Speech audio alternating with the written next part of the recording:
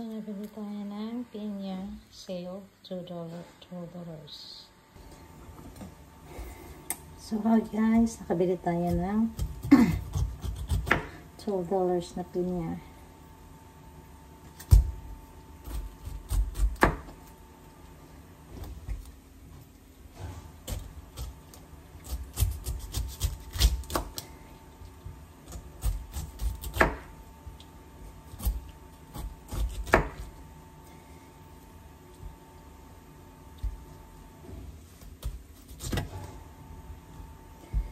So, yung mga nagpipinyang galing kumuha ng mga mata-mata, no?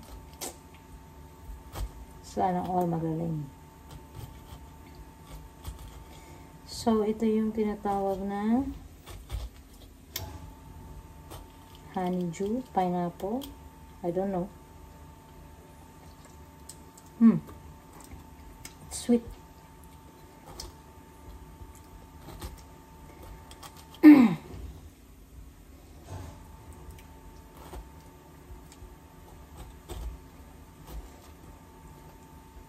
Ano ba? Di ako marunong.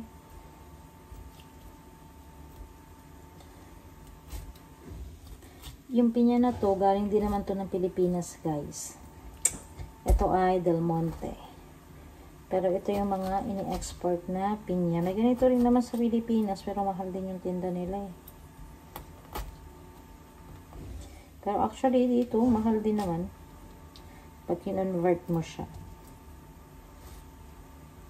And then, meron sila yung saging, yung mga malalaking saging. Usually, ito yung mga binibenta na mga saging.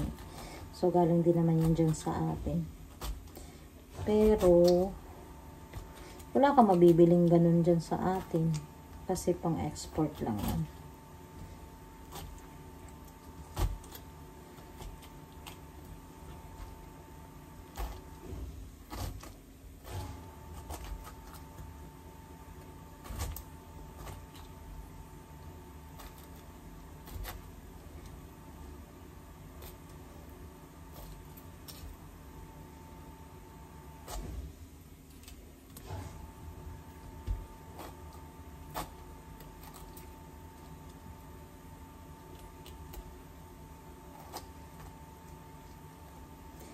So, meron ako meron ako sa Pilipinas, yung pangkat siya ng pineapple. Paglabas niya, parang yung nasa pineapple ka na siya. So, since dahil wala tayong ganun dito, magpano-mano tayo.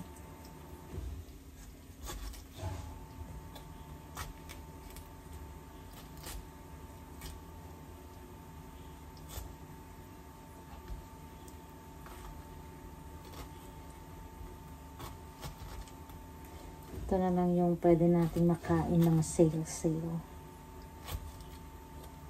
Para tipid. Tipid tayo, guys. Tipid.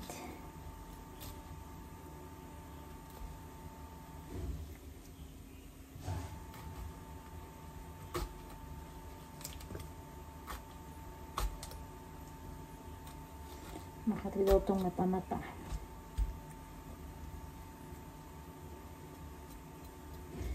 Alam niyo ba yung alamat ng pinya? Yung kwento nun, guys.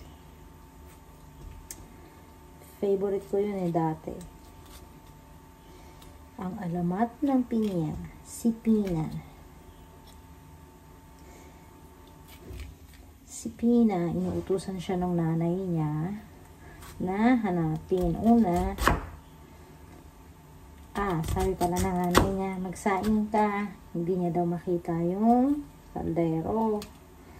Tapos, utusan siya maglinis. Hindi niya makita yung walis. Lahat na ng bagay, hindi niya makita. Kaya nagalit na yung kanyang nanay. Sabi ng kanyang nanay,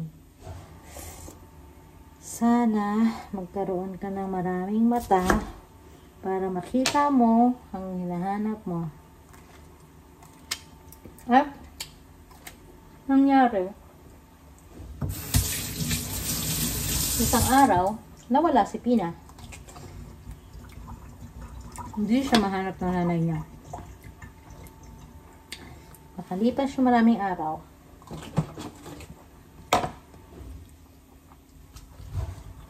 merong tumubo halaman sa tapat ng bahay nila. Uy, hindi na makita. At yung halaman na yun ay maraming mata. At yun ay tinawag na pinya. Alam niyo ba yun, guys? Yung kwento na yun.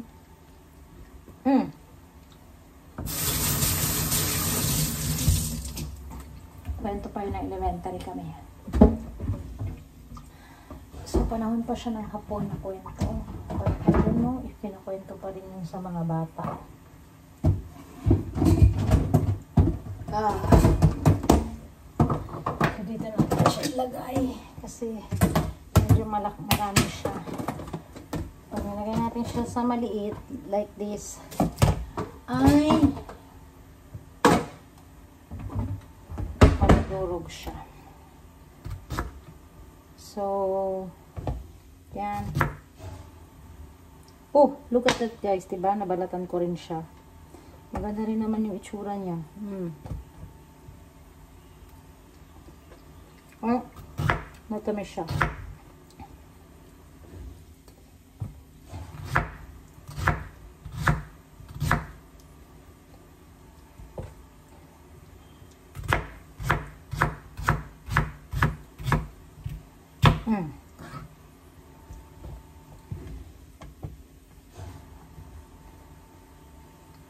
Pag hindi nyo man nauubos yung pinya, pwede nyo namang ilagay sa freezer. Para, pag gusto nyo kumain, labas nyo lang siya. Another way to preserve ng mga pagkain is to put in the freezer or i-dry natin sila. But since wala naman tayong pang dry at ang weather ay hindi maganda dito sa Hong Kong na mag-dry, so it's better na i-freezer natin. So in the morning, pag gusto mo mag-shake, just take one, put with a cucumber, anything you want, purple, meron ka lang smoothie, and that's all for today. Pero alam nyo guys, eto ginagawa to na amo ko dati na panglinis. So ipon namin yan, and then lalagay namin siya lahat ng mga balat ng mga fruits para maging parang acid siya. And then pag yung parang acid na siya, yun na yun, pwede nyo na siya ipang spray. But since wala tayong time, pero nanghihinahin din talaga ako sa mga ganito, you know. Kasi pwede rin tong pang fertilizer. But since we don't have enough space dito, kasi kailangan tong pabulukin kasama ng mga pagkain na mga nabubulok.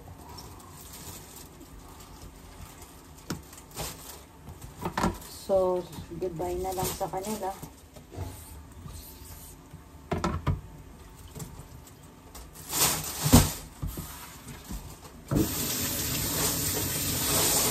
So, that's all for today. Para sa ating $12 na pineapple for sale. Yan lang para tayo ay makatipid sa abroad. Tayo ay maghanap ng mga sale. At ito ay masarap pa rin naman. So, I hope you enjoy, guys. Thank you for watching. Bye! Until next time.